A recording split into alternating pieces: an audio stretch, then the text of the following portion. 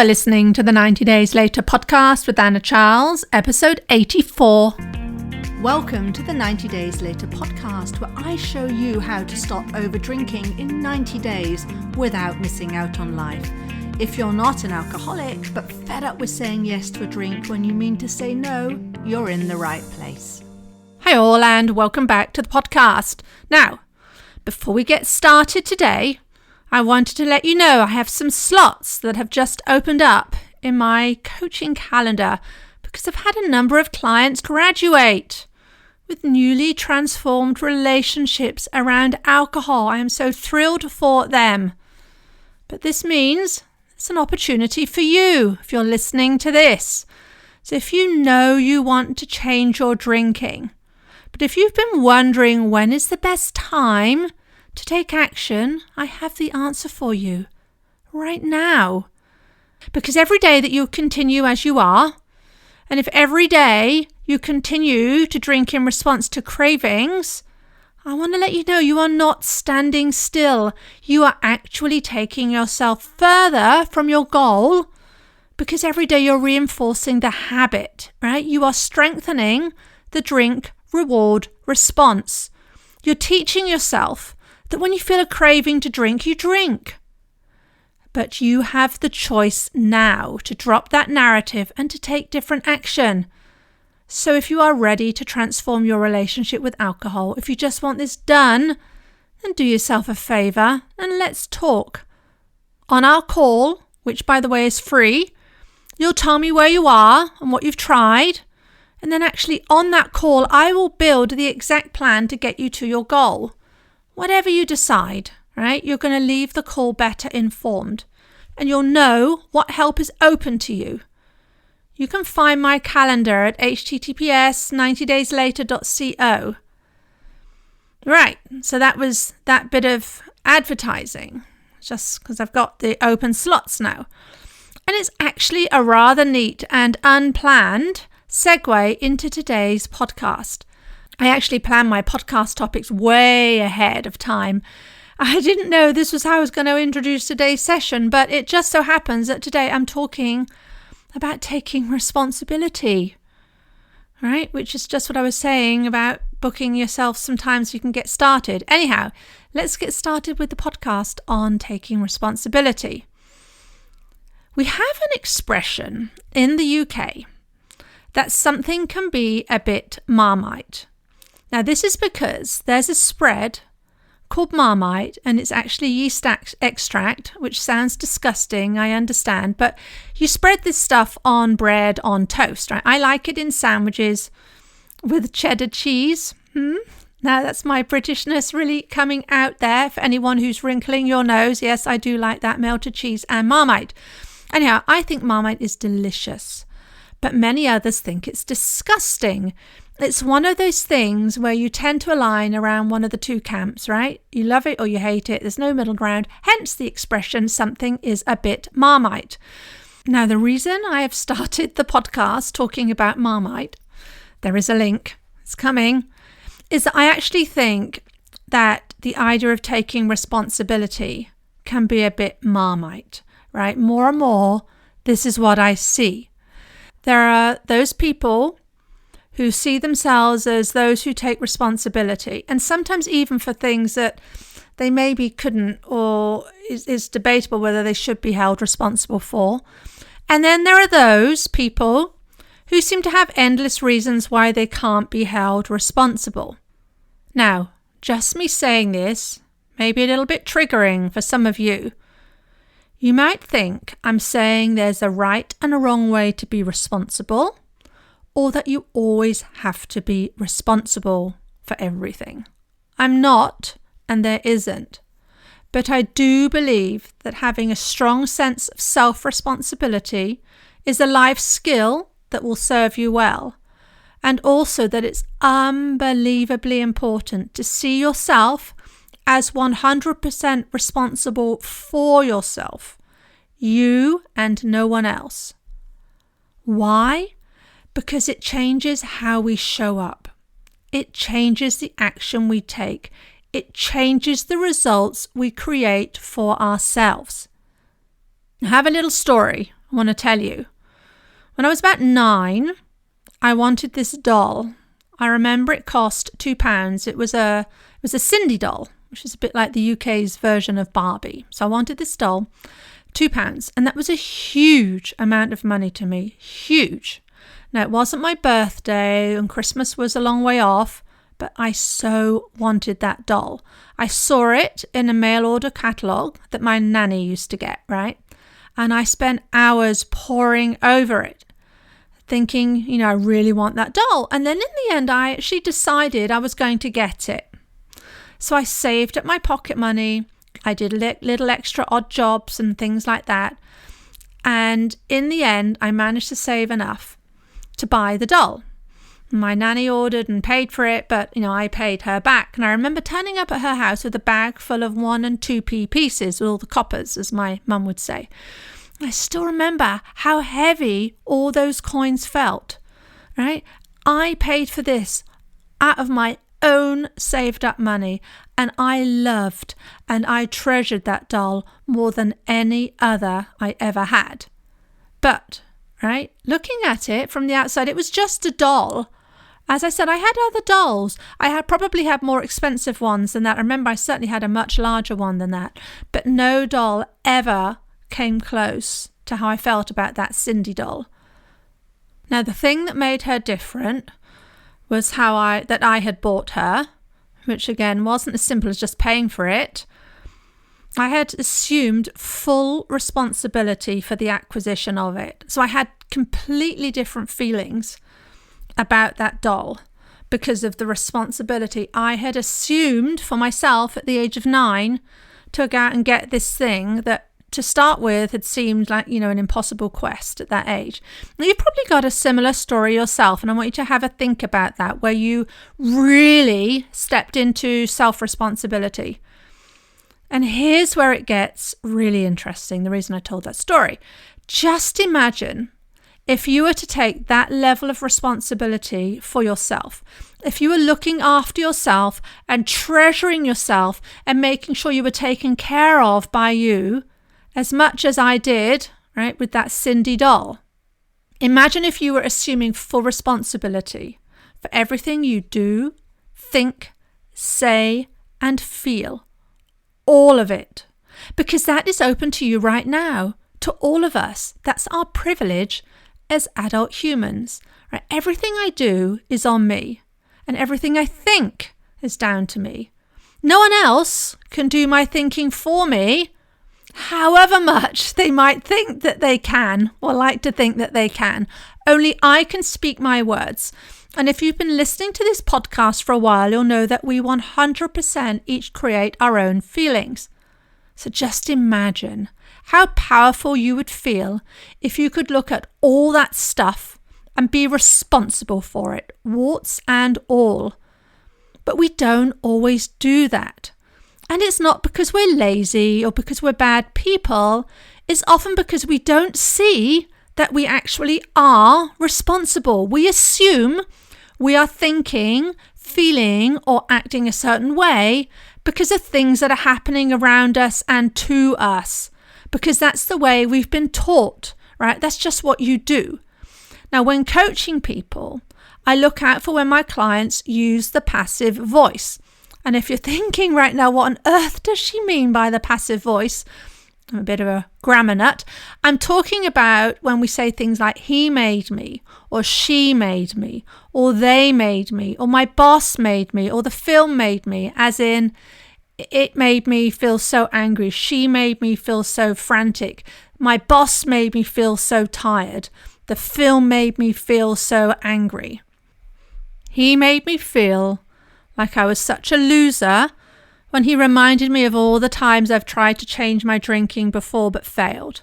Or they made me feel like I was missing out from all the fun by calling me a party pooper. Right? In each of these cases, what we're talking about and referring to is as though there's something outside of us that's in charge of how we think, feel, and act. Instead of seeing it as the fact that I make me feel or do something, right? Where I am the subject taking the action. So I want you to listen to the makeup of all of those sentences I've just read out, right? It's the idea that this thing, the film, or the person, for instance, my friends, made you feel a certain way. She made me feel this way rather than I made myself feel it. It's the complete opposite of self-responsibility. It's the complete opposite of something like I made myself feel like I was missing out by how I viewed my orange juice. Now you can tell me, no, Anna, you're wrong.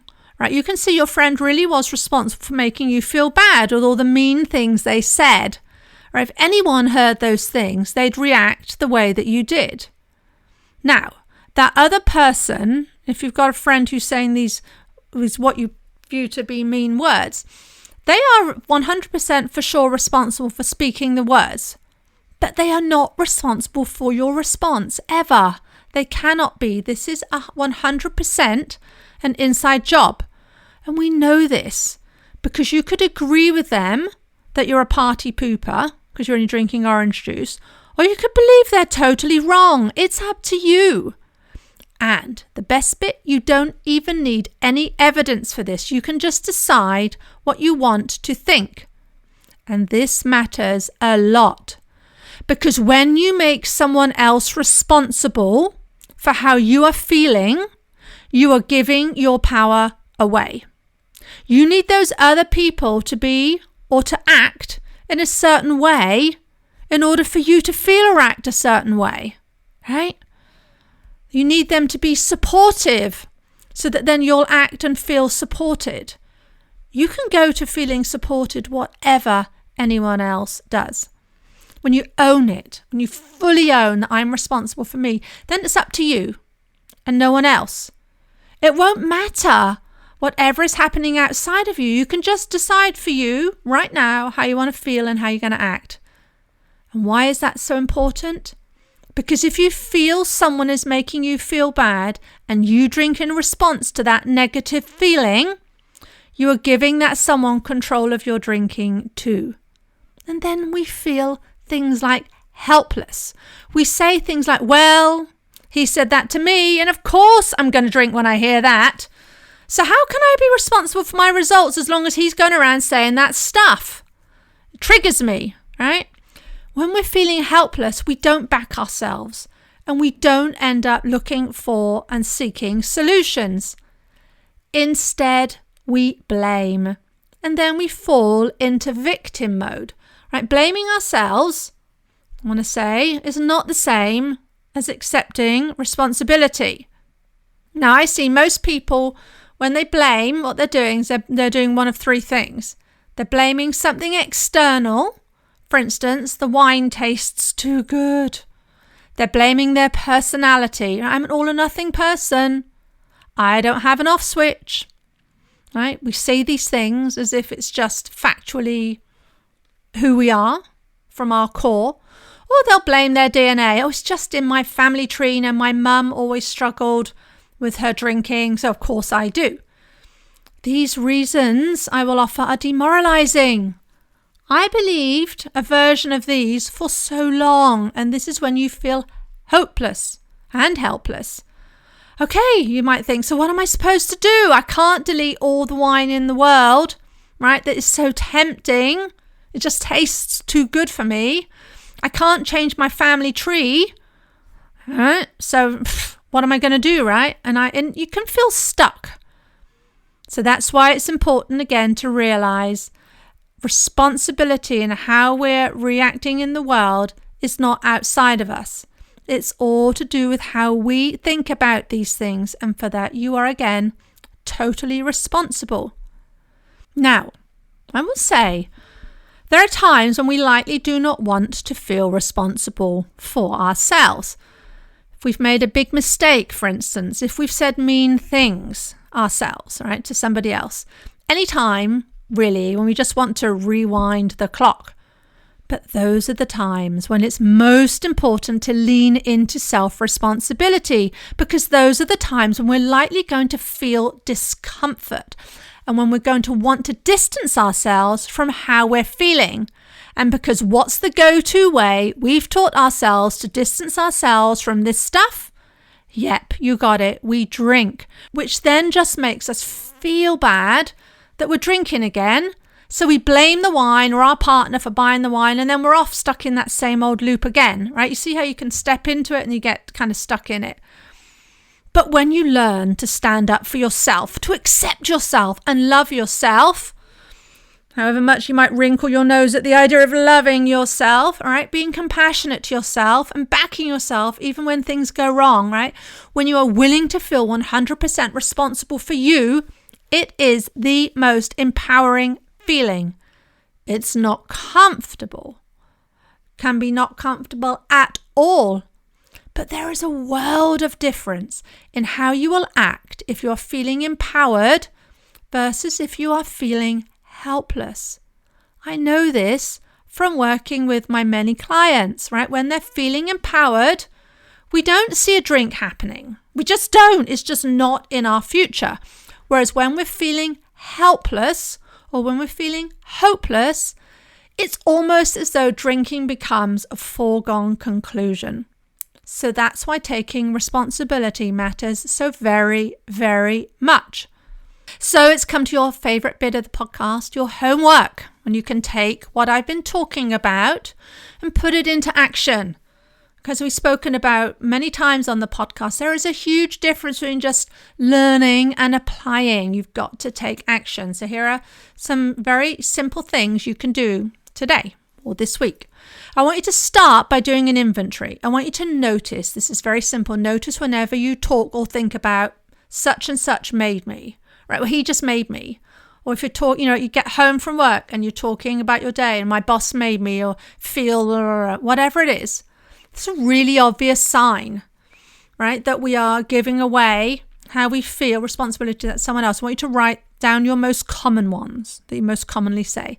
Then I want you to ask, is it true? Is it true that this other thing or this other person is making you act in a certain way? I mean, really, is it true? And then I want you to finally ask what you are actually responsible for in that moment. And note, this also works. If someone claims you're responsible for something in their world, in their eyes, right? Rather than leaping to your own defense, I used to do that a lot. I get defensive before I'd even evaluated the whole situation. Someone said, what's your fault, Anna?